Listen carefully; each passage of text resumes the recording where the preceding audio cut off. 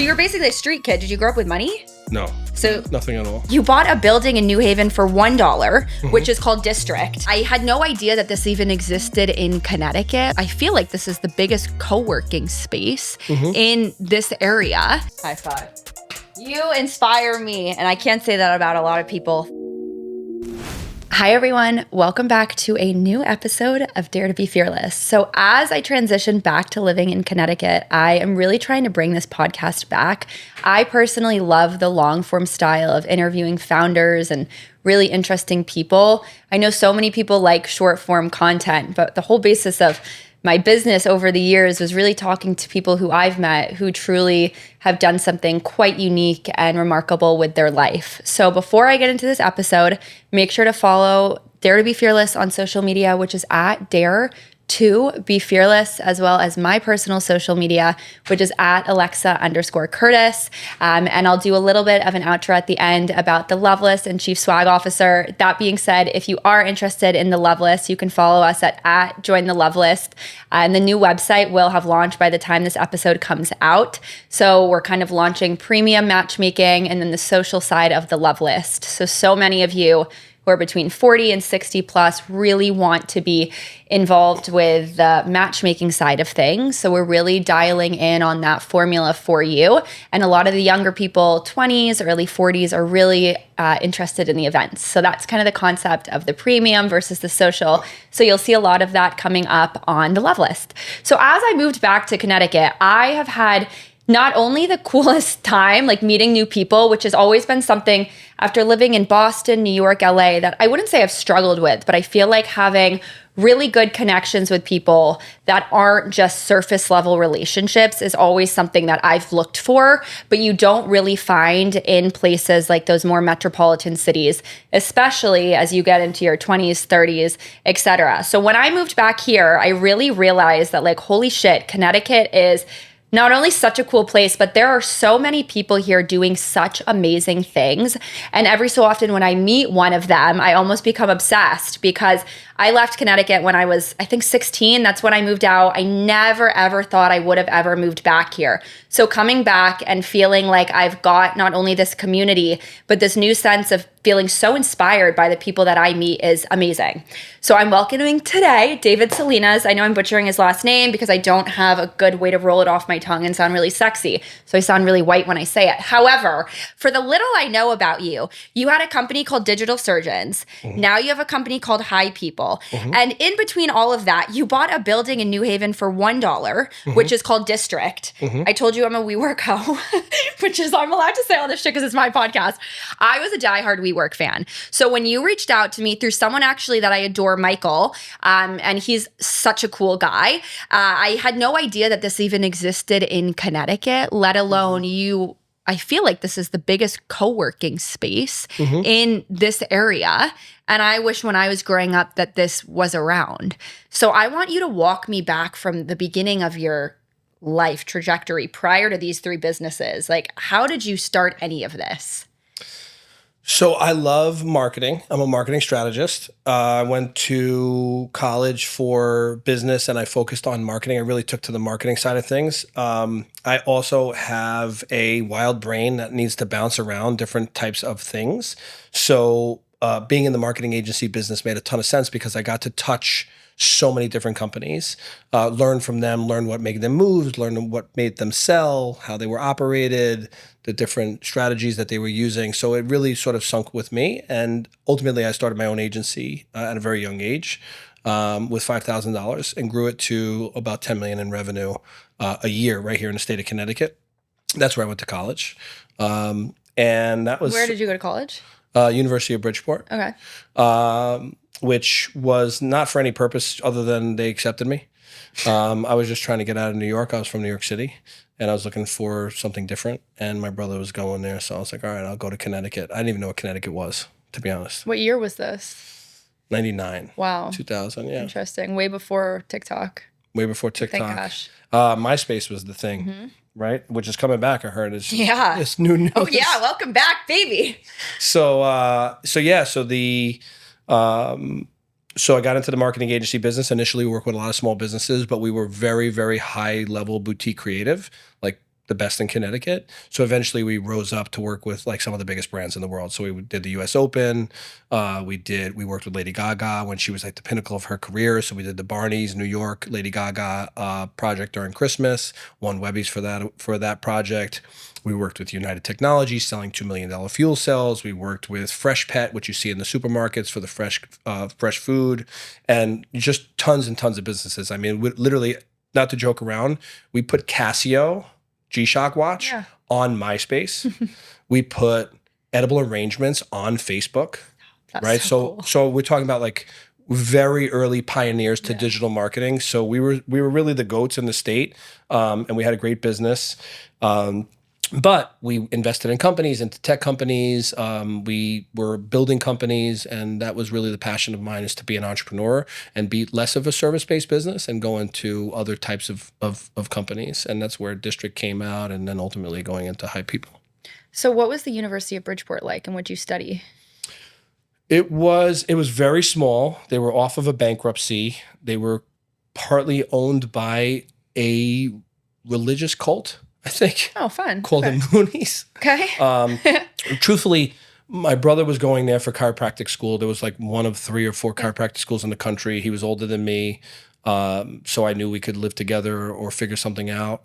And it was on the water, which I thought was cool, on the Sound. I didn't realize Bridgeport at the time was like the worst city in America, which is no longer got that title, but it was at the time. And I knew it was 45 minutes to an hour from my house in Queens. So I could get back and forth as I needed. I refused to get a haircut. At the time, I had beautiful hair. I used to go back to Queens to get a haircut, to Jamaica Avenue, and get my hair cut, and I could get back and forth to my network if I needed. But I wound up making really, some really good relationships at that school and making the best out of it. So what year was this?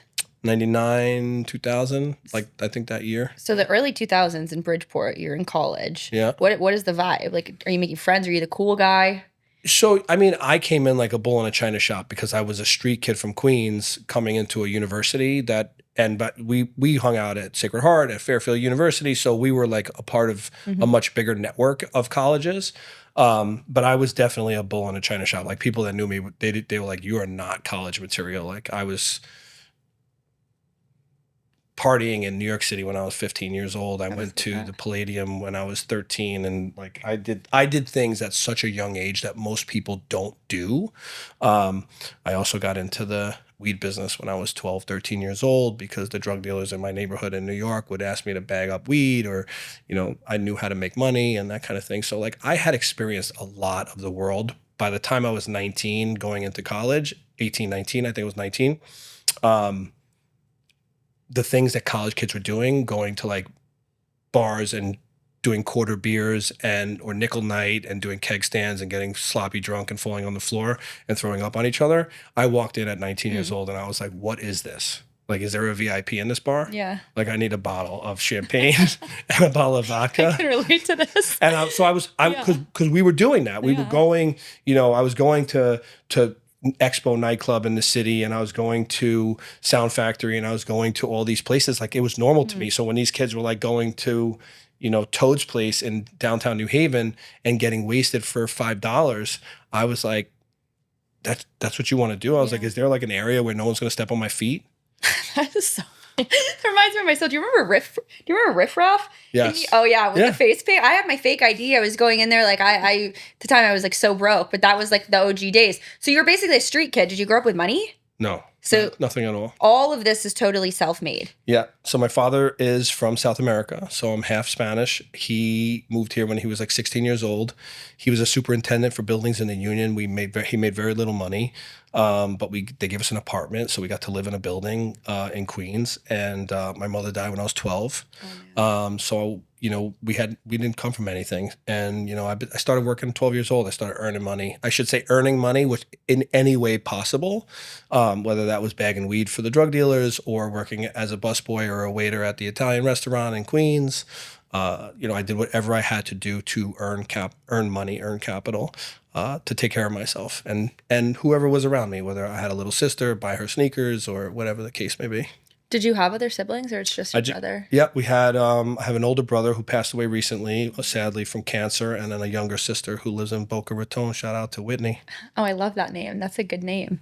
Yeah. All right. So you're in New York, you're growing up. Did you ever feel entrepreneurial? My whole life. So where do you feel like that started? I mean, was it with the weed? No, I mean, so my neighborhood was dominated by like blue collar. I would say it was a mix of like, my side was closer to Brooklyn. So we were like right on the border of Brooklyn. So we were like closer to East New York. So you had like sort of lower income, but then we also had upper income blue collar, and we had a lot of gangsters, right? So when you see gangsters, I'm talking about like the ones that the shows are written about and the books and the movies, like we were front row, like watching these guys be gangsters. So they had lots of money and they had businesses and they had fancy cars and that kind of thing. So I had that as sort of a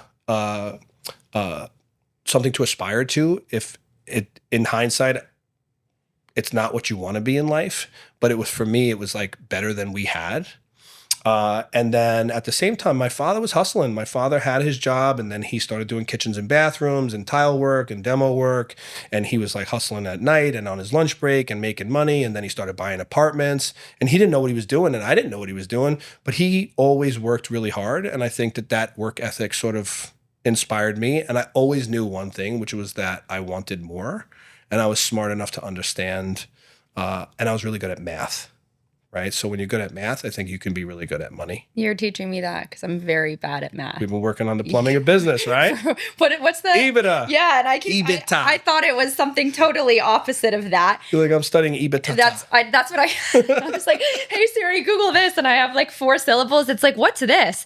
I'm curious because someone asked me earlier about like entrepreneurs and if they're, why you became the way that you became. And I think this is so interesting when you really get into the nitty gritty of people, especially these super successful 100-millionaire, exited founders, and not like an Elon Musk, because people don't realize like Elon, Taylor Swift, they actually had tons of connections, lots of money behind them. And it puts you in a different category than someone who literally came from nothing and did it. Why do you feel like with the way that you were raised, you were able to go down this particular direction instead of perhaps what another inner city kid might have done, which is drugs, jail, and that's their story? Yeah, well, I did that too.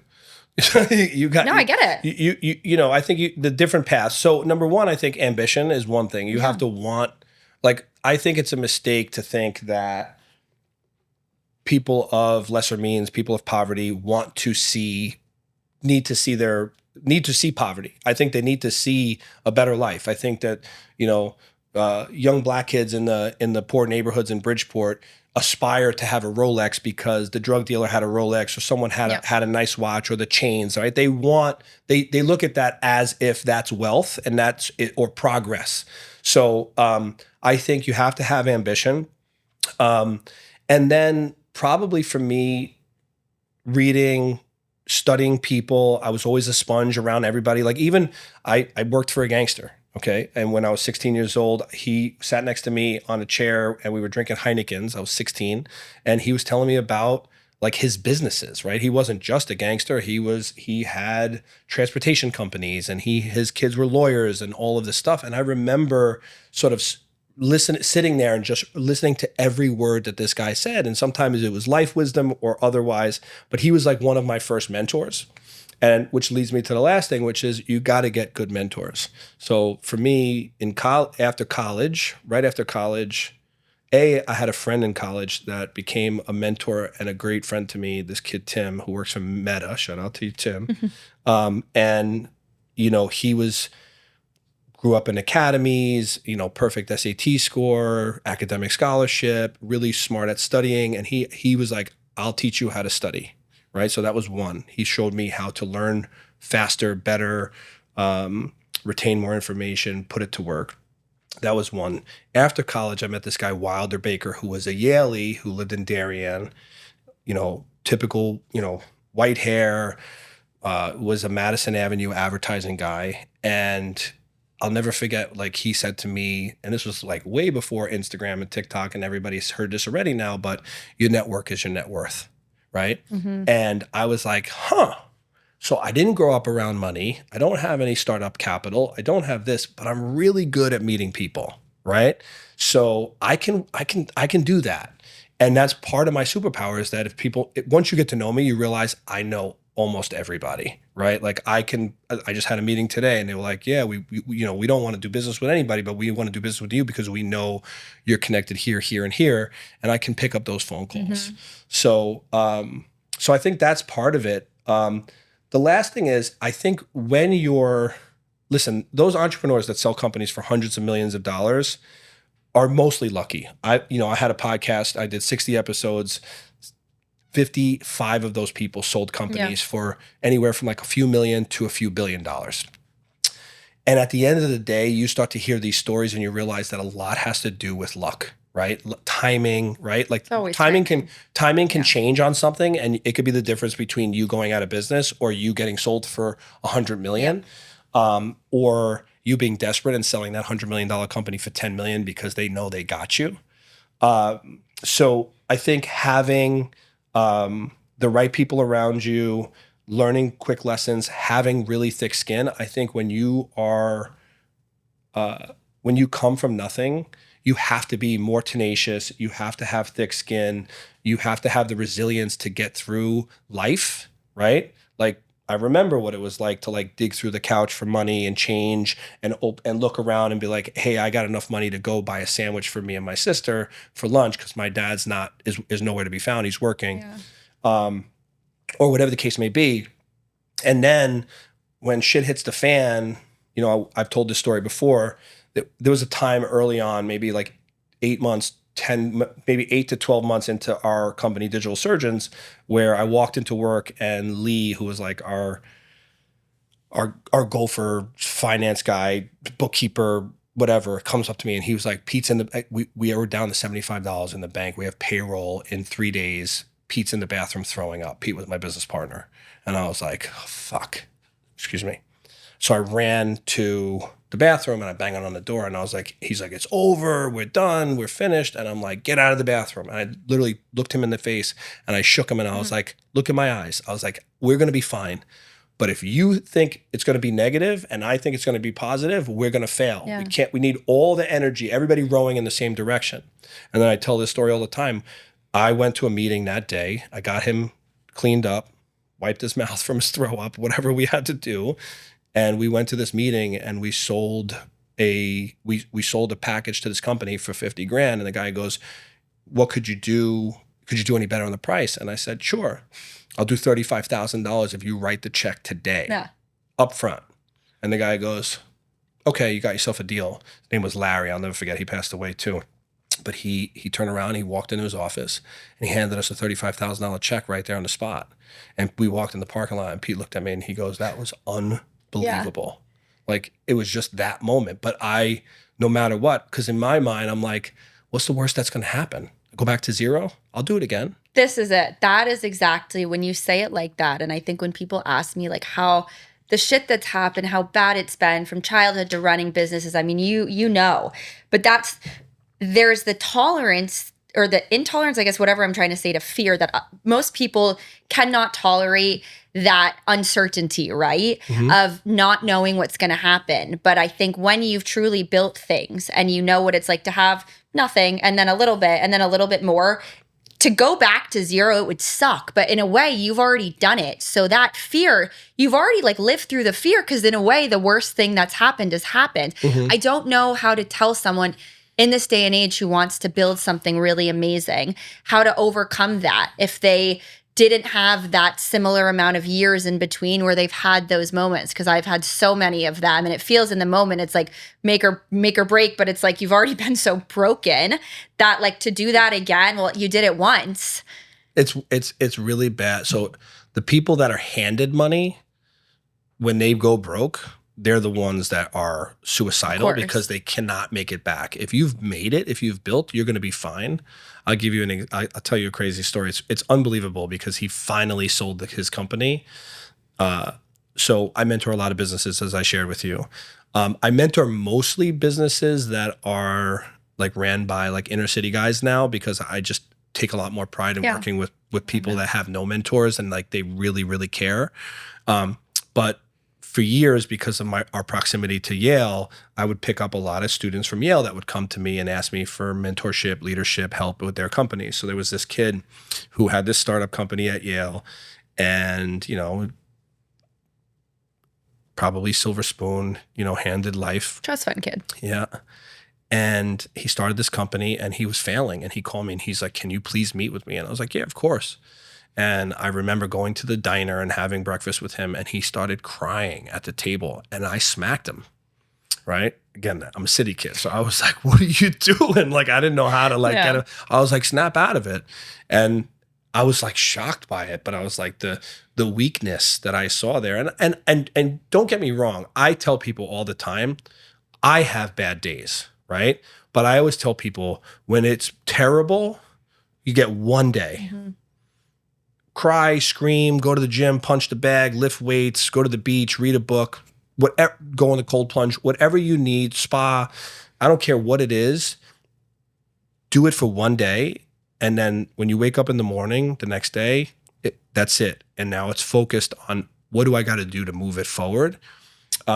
Now, interestingly enough, probably 16 years later, I get a message. He gave me equity in his company, like as an advisor. And I got a message the other day, and it was like, "We sold the company and we need your social security number to give you the check." And I was like, wow. I was like, and I wrote back and I was like, "You made it. Yeah, congratulations." you did it. Yeah. Most people quit. He kept going. Like, maybe it was the smack. He was Indian descent, so he probably had a little bit more tenacity than the average immigrant, you know? But he made it, and that was pretty cool. If you hadn't gotten that $35,000 check, like looking back, what would you have done in that 24-hour period? And I don't know how big your team is, but I've had countless amounts of moments like that where I can't pay even the small team I have at Chief Swag. There's literally just $0. I'm transferring money, like. I believe in paying the team first. You have to, yeah. They say pay yourself first. I've always been a pay the team first. So if I was absolutely unable to pay people, I would have given everybody a chance to stick with us and said, like, you know, well, I'll pay, you know, if you guys want to tough it out, please, by any means. You know, we maybe roll up the company. I thought there was a lot of value there. I was very bullish about the company and the opportunity, but I would probably just have a sit down and tell everybody the reality. You know, we started with a little bit of money. We need certain things to happen. We need everybody to get on the phones and make some phone calls to some local businesses, maybe. You know, just find a path forward that makes sense to get us out of it. And sometimes it takes all hands got to get on the, you know, all hands on deck, right? Yeah, exactly. So, you know, I think that's what I would have had to do. Initially, as the leader of the company, I'm the guy that, like, and people have shown me appreciation about this, is we had these windows. They were like 30 feet high in our second office. And there's pictures of me on this gigantic ladder, like up there, like doing stuff. And by this time we had like 40 employees, and I'm still like doing that, or putting together the IKEA tables and stuff that we had in the office. So, like, I'm the type of person that always will go out and, like, I'll set up a lemonade stand. Yeah. You know what I mean? Like, I'll do what it takes. Yeah. I'll do what it takes, no matter what. Yeah, always. For those people who are watching and are like, have an idea, or they've been doing something for a year, 2 years, at what point do you give up?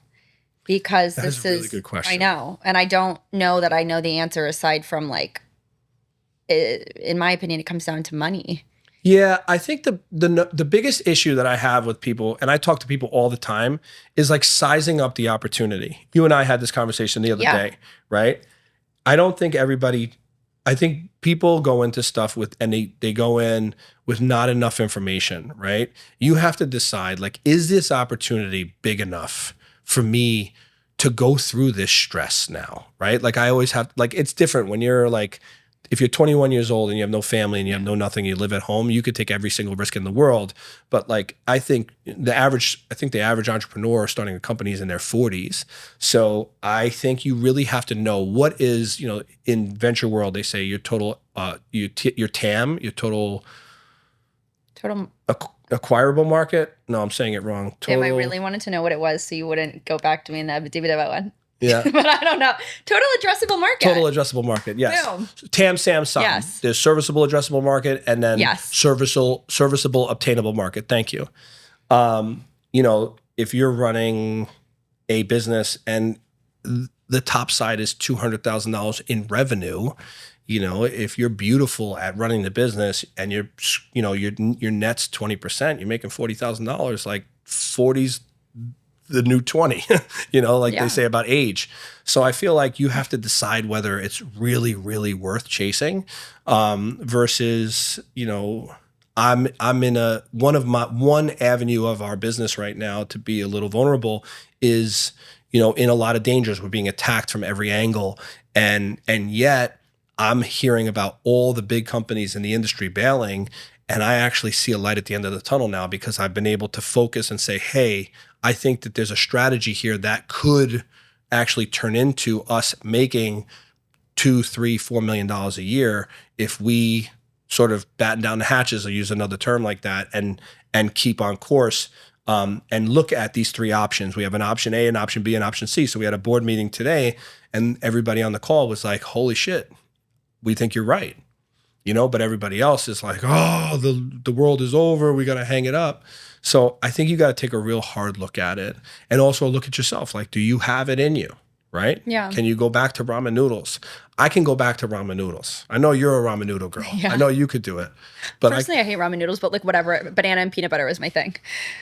Yeah, it's cheap. Yeah, whatever. I've been there. I've been ramen noodles and hot dogs, whatever it is, right? And nowadays with the TikTok stuff, you can probably find some good recipes that'll make it work. You could probably put, I don't even want to say banana on peanut butter on ramen noodles and make like some weird shit. 100%. Yeah. But it is a question because they do say that the day you quit, the day after you quit is the day you win, right? And you're successful. So like, I think it's one of those things where you have to have a real heart to heart. It's good to pull people in to look at it. If you have a network, show it to them. But like, I just had a meeting earlier today and lots of good ideas. I could see all types of revenue in their path, but they haven't taken the time to write it down, to really look at the picture, to whiteboard it and say, here's all the opportunities. Here's the money we need to spend. Here's the money we could make. They haven't taken that time. So I said to them, I was like, I think you got a lot of potential, but we got to get that done. And then we can actually get to the business and decide if it's worth chasing or not. And then, so that's my approach. I like that. I would love to know, so Connecticut in general, because especially like me having left for so many years and just being back here, this whole marketing, even when you and I were talking, and I'm assuming the board meeting you had was the cannabis company. One of them. Yeah. Okay. There's companies within the company. Yeah. Okay. Because I'm super curious about that. But I feel like in terms of Connecticut and this being a market, what has your experience been like in the first business you had here? How did that play out? Because I would love to know just more about the ecosystem of building a business in Connecticut. I mean, all I know is people are like, the taxes here are terrible, but you have so many businesses in this one state, which is so cool. So why stay here? What was the first venture here? And did it work? Did it not work? Yeah. So the first company was Digital Surgeons. At the time, I didn't even think about taxes and any of that stuff, because if you're making money, the taxes don't matter. So we started an agency. Most marketing agencies are in New York, right? If they're not in New York, they're in LA, some are in Boston. But for the most part, like if you want to make it in the agency world, there was a time when you needed to be in New York. I decided, and thankfully my partner Pete at the time was a Connecticut boy, born and raised Bridgeport, Milford. And he was like, I don't want to go to New York. And I was like, great, me neither. Yeah. I was like, I like to go into New York and then I like to leave, right? Like, I love it. I think New York is a great city, right? I'm a Mets fan, Knicks fan, Rangers fan, and on and on. But like, I like to go home, wash my face, clean New York off, and then lay in my bed. And, I've got an acre of land now. Nice. I grew up in a building, in a neighborhood where people used to water their concrete. Yeah. So I didn't pay attention to that stuff. From a business perspective, it was great in the beginning for the local business that we did. Right? We did business with mechanics, mom and pop shops, storage facilities, whoever would give us money. If you had money and you needed help, a website, a brand, a strategy, whatever, we did business with you. As long as you could pay us something, my motto back then was fast nickels are better than slow dimes. So we did business with you. Eventually, as we needed what I referred to as whales, right? That we needed the big multi-million-dollar accounts. They were few and far between in Connecticut because we weren't specialized to insurance companies, so we couldn't work in Hartford. The WWE doesn't work out of their fiefdom. So, getting those bigger accounts required us to go elsewhere. So we were in London and Dubai. And for me, that was nothing. Jump in a car, and now, again, if it's 4:00 in the morning, I can make it to JFK in 45 minutes. I was like, wow, you're going to drive to Dubai in an hour? No, but I could get to JFK in 45 minutes to an hour. Yeah. Right? That's not big. No, that's nothing. No. In any community, that's normal. Sure. So like people would complain about Connecticut, and I'm like, you have so many options. Like I can get to White Plains. I can get to New Haven, Bradley, Newark, LaGuardia, JFK. So I thought I'm always about location, being on the shoreline and being close to 95 and the trains and all that. I thought Connecticut was a really, really good asset. For me, it's like an extension of New York City, I think. I truly believe that. It has its own characteristics and whatnot. So that was great for me. But at the same time, if you're engaged in Connecticut, which I was, you can accomplish an incredible amount, right? Like moving into the bus depot.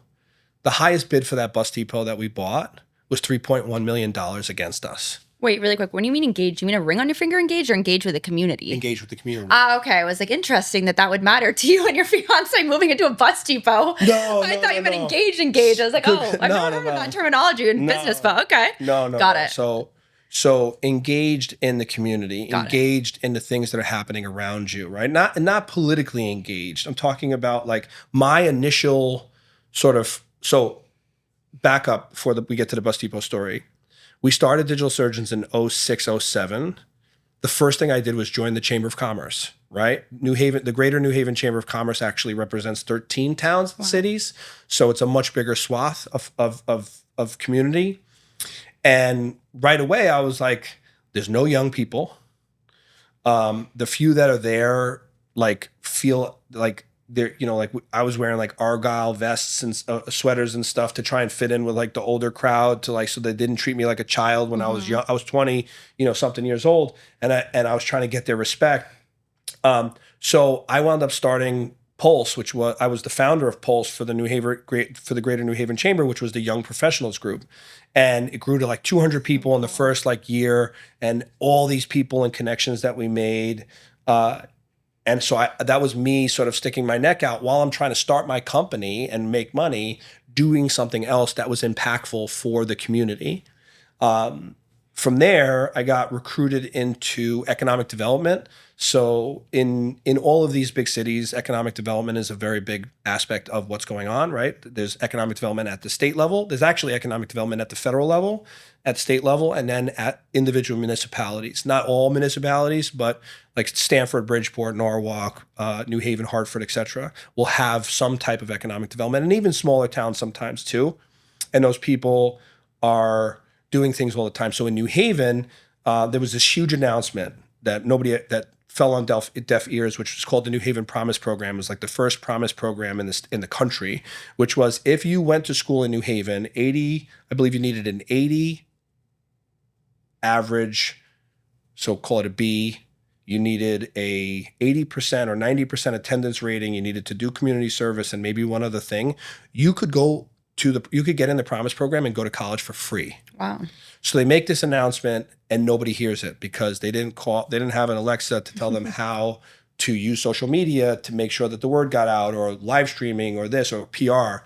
So I called the head of economic development at the city of New Haven, and I was like, what the hell was that?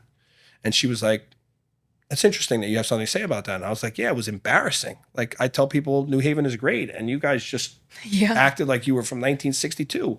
So her and I had a drink, we talked, and she was like, I would like to invite you to the Board of Economic Development. I was like, great. I was in my 20s, and I walk onto this board, and it's like the president of Yale and like all these like older people. And when I say older, like I'm older now, but like in my mind, they were like 100. Like they were like really old. Like they looked old. Like for me, I feel like older people look younger now. Yeah. So like I was just like, so I was legit a bull in a china shop, and I got very quickly, and I was feisty. Like I would say, F Yale, right in front of the president and all kinds of stuff, because I was passionate and I understood what the city needed. And that put me, again, engaged in what was happening. And that put me in the right rooms to make opportunities happen. And that's how District became something. So would you say this is a good place for someone now to just come and start a business? Yeah, of course. Why? I think there's a tremendous amount of talent, right? So it depends on the business. So let's say this. If you want to start a movie production company, maybe good. Proximity to New York, great. Digital media tax credit that the state sponsors, positive. So I would say like Fairfield County would be a good spot to do it. If you're going to do it in like Mansfield, Connecticut, is that where you're from? Yes. Good. Nice shot there I took. Terrible idea. Terrible idea. Yeah, don't do that. If you're going to do it in Old Lyme, bad idea. Okay. But if you're going to be in the Fairfield County area, I think it's a good idea. If you're going to do a biotech, brilliant idea. Anywhere Fairfield, New Haven County. It just depends on, what if you're in the defense business, if you want to start the next Anduril, we have so much defense business here with Sikorsky and Lockheed and all those, and Electric Boat doing the submarines and all that. Like there's a lot of connections to Connecticut. So I think it depends on all of those things. But at the same time, if you're great at what you do, I think you can build anything and be in this state. Yeah. I want to understand this New Haven building. So you bought a building for $1. Yeah. For $1. And now you're going to buy another one for like, isn't it in a similar? Always trying. Yeah.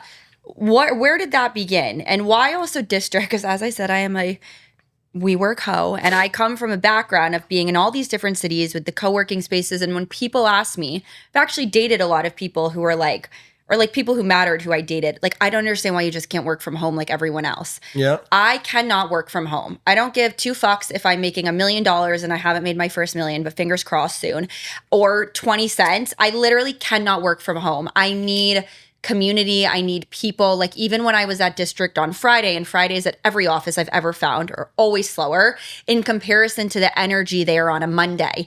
I left Friday, but Monday it had the vibe to me that I would get on the Monday to Thursday I would have in London or New York in a WeWork or wherever I'm working from that day.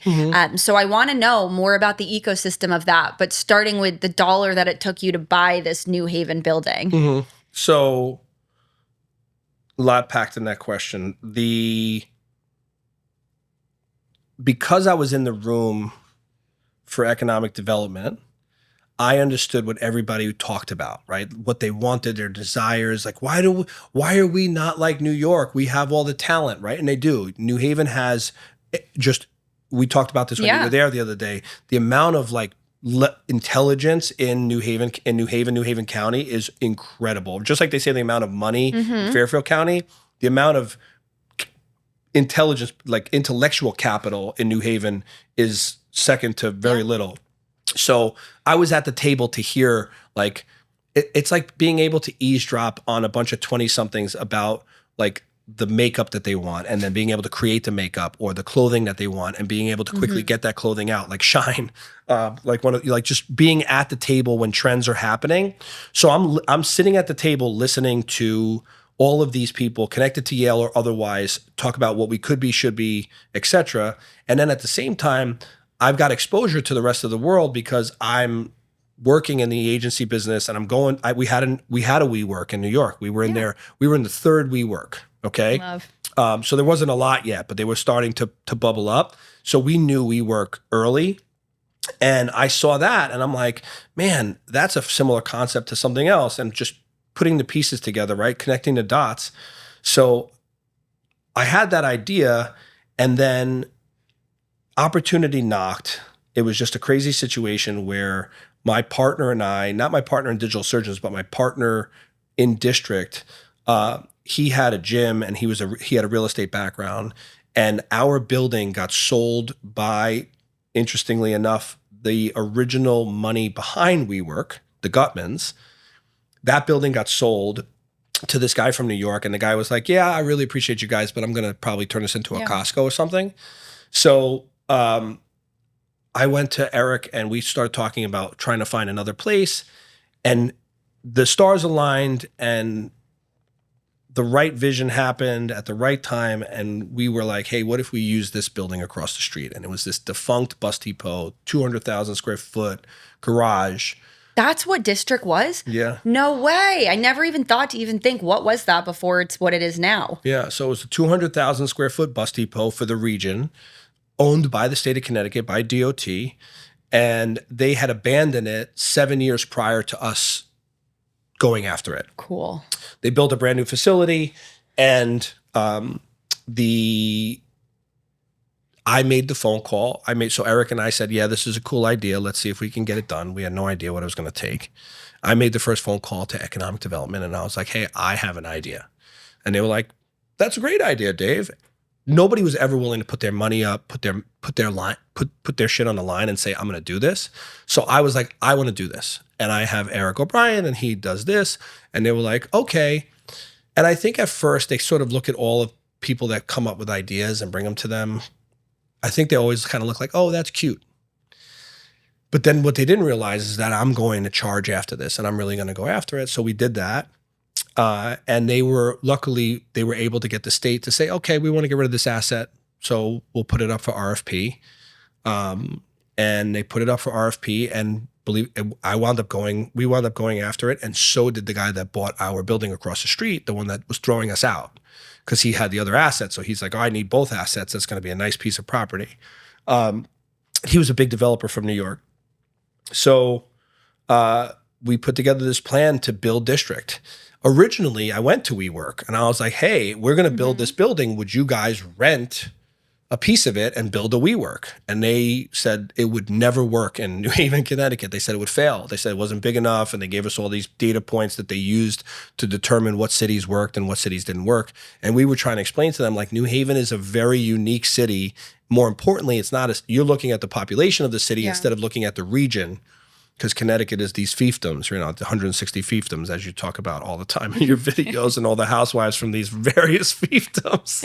Yes. So we wound up going to the finals. We got invited to the finals. There was a 7-person board or voting judges, I would say, that ranged from like city people to state people. And we bid $1, and that guy bid $3.1 million. And they even, I always tell this story, it's known by a lot of people, but not known by everybody, which was they asked us, they said, the competitor against you bid significantly higher. Would you consider changing your bid from $1? And I said, sure, we'll give you 4 quarters. Just to be funny. Iconic. Yeah. Just to be funny. And then they voted right after. They laughed like you did, and they voted, and I have it on video on my phone somewhere because I was like hiding, and I remember them saying all in favor of District New Haven, and the ayes have it, 7 out of 7 votes, and I just remember looking up, and I literally called my girlfriend at the time, and I was like, I'm going to pick you up. We're going to JFK. We're going to go to Puerto Rico for the weekend. I need a break. Yeah. And I just remember being like, holy shit, I just won this thing. Yeah. And that was just the beginning, because now we had to like go through the process. And so that was 2015-ish. And then they transferred it to us in 16. And then we had to figure out how to finance it. And then we opened it in 18. And it's a grand slam. It is the most successful, the largest co-working space. We have hundreds of companies. It's 100% leased, and the co-work is amazing. And you've been there, you've seen it. We've got, everything from like, you met 2 Yale School of Management students, startups. Super cool. Right there, right in front of you. Yeah. Very fearless young woman. And she came up to me, and she emailed me after, and like that follow-up. The Chinese girl, the other one? You. Yep. I have our business cards in the car, and that to me is like, okay, this is a real founder. That kind of follow up, right? The other girl follow up with me too. Yeah, it's amazing. So the cannabis stuff, because I know that's like the venture now. How does that play? And I don't know much about the cannabis market in Connecticut. I don't really smoke weed. I like edibles. Where do you even begin with that? And also, what are some really fast things that people should know about cannabis in Connecticut? Like, say you're moving here and you really are like a big smoker, or you're coming from California and whatever, it's legal here. I don't know anything. So give me the high level for the stupid people. So high level, we're in I believe we're going into the 4th year of recreational legalization, and I think the 14th year or something like that for medical legalization. So Connecticut was medically legal first. You needed a medical card to get weed. There were 4 growers and like 18 stores. And then when they went fully legal, which means it's hybrid now, so you can have stores that are medical and adult use or just adult use. There's 70 some odd stores in the state now. There's probably about 12 growers now instead of 4. And I suspect there'll be about 15 growers in the next 6 months. So, and then the quality, as you get more diversity, the quality is increasing, although the old heads will always be like, nah, that shit is whack, garbage, boof, or whatever they call it. We have about 20 producers within those growers or otherwise in terms of licenses that can do edibles, can do manufacturing for vape carts and stuff like that. So we have almost the entire product selection that you would find in a Cali or in a Massachusetts market, right? Those are 2 like pretty mature, Colorado, pretty mature markets. The thing that holds us back, the only piece that holds us back is we don't have everything on those markets because we have had potency caps in our legislation and our regulation that didn't allow us to have super strong products or concentrates and stuff like that. Every legislative session that gets unlocked a little bit. So we do a lot of work on the lobby side with the legislators to educate them as to the marketplace. But we have, flour, we have vape, we have edibles, drinks, all of that stuff.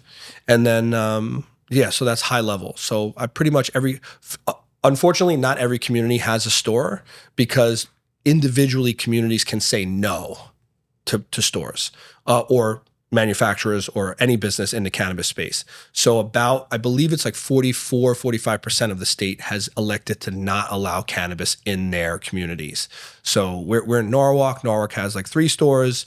Right next door, Southport, 0. Westport has 1 medical that wants to leave. Fairfield has 0, just as an example. And what about the other side of the state? New Haven? New Haven has Hartford. 4, soon to be 5, which is our store, our 5th store. Hartford has 2 or 3. West Hartford has 4. Milford has 0. They banned it, which is where I live. Why do you think they'd ban it? Usually ignorance. I think it's a big mistake to ban cannabis in the community. Because I think the communities, whether they like it or not, I think I've seen stats from like 22% of adults use cannabis all the way up to like 45% of people will use it once a month, just as a population. If you don't give people a legal option where they can get tested products, regulated products, et cetera, they're going to go to the unregulated market, which means you're essentially creating a safety issue, so a health risk, right, where you don't know what people are getting. So I've heard everything from like these Chinese, slave farms that are like making products around the country and like putting it into the smoke shops and into the convenience stores and all this stuff, all the way to the stuff that's falling out the back door. None of it's tested. I told you this story the other day. I met this black girl at an event, and she turned around and she's like, "Oh, I can't buy weed from you because you don't have high tolerance weed." And I was like, what's high tolerance weed? Are we talking about like 46% TAC, total active cannabinoids, or how are you measuring high tolerance weed? And she turned around and she goes and she pulls out this package out of her bag, and it literally was this baloney packaging, cellophane packaging that all the traps use, and it said high tolerance weed on the packaging, and I was like, oh my God. And then when you open it, you smell it, it's sprayed, they're spraying all kinds of shit on it to make it smell like candy, because the belief is that candy makes it good and all this kind of stuff. But anyway, so that's the Connecticut market. It's evolving. The prices are changing. They just changed the tax structure. So there's lots of, it's definitely an evolution. It's started off really, really bad. And I would still say it sucks. Like as a business operator, I would say, do not go into the business. It's terrible. Trust me, cannabis business is terrible. But I love the flower, right? I grew up around it. Like I said, I was asked to bag weed when I was 12, 13 years old. I think I love when people are, use it. I think that they're smiley and happy and laughing when they're not having a bad time. Anybody who says they had a bad time on it is because they overdosed, which is like alcohol. If it's your first time drinking and I give you 5 shots of tequila, you're having a bad day. Yeah, you're going to be puking. The world is spinning and you're praying to God that you'll never drink again. Yeah. So I think when people use THC, that they laugh and eat, and eating is a love language. And I just think that there's so much beauty attached to it. And I think that it's such a stupid stigma, right? Like I just said this the other day, I go to the Edge Fitness and they're advertising to get advertisers on their TVs, local advertisers. So I reached out, I was like, hey, there's an Edge right by us. Like I would love to do something. Crickets. They put up another post. I was like, hey, I'm DMing you. Wow. Check it out. And crickets. And then I walked in the other day and there was a tequila ad on the TV. And I'm like, hello. I'm like, if I drink a shot of tequila, it stops my metabolism. It's really unhealthy. Sugar, this, that, and a third. You'll put that on the TV before you put weed? Like THC, edibles, drinks, whatever? I was like, it doesn't make any sense. No. So there's such a hypocrisy towards the product. And you know, I think that that's what makes these stupid decisions, these people, on top of the fact that, here's another unknown fact, if you allow a cannabis company into your town, you get a 3% tax. So if that store is doing, you know, for every million, you get $3,000. No, for every million, you get $30,000. No, I'm doing the math wrong. What's 3% of a million? Oh, gosh. Yeah, 30 grand. Okay. Right? For sure. In tax. Right? So like that building might get $8,000 in property tax, but now it's getting another 30 grand on top of that. If it does 2 million, 60 grand, and on and on and on. So like it's a revenue generator for communities, but they don't want it. So it's like, but they're raising everybody's taxes on their properties and their cars and all this stuff. So it's a big mistake. I think it's foolish for a lot of these towns to do that. Looking back on your whole journey as an entrepreneur today, if someone wanted to follow in your footsteps, what is the biggest mistake through everything that you think you've done, if anything, that you would say to do and get to where I've gotten, don't do this? Or there perhaps is maybe not one, but is there anything along the way where you look back and you're like, of course it was a learning lesson, but if I hadn't done that, I would have gotten here faster, etc. Yeah, absolutely. So I think it depends how far back you want to go, right? If I can go back to high school, I would say do really good in high school and go into a really, really good college. Don't waste money on bullshit colleges. Was your college what you would say bullshit? Huh? Would you have said that your college that you went to would have been considered bullshit or no? For me, personally, that college was life-changing because I needed to get away from what I was in, the environment I was in. Yep.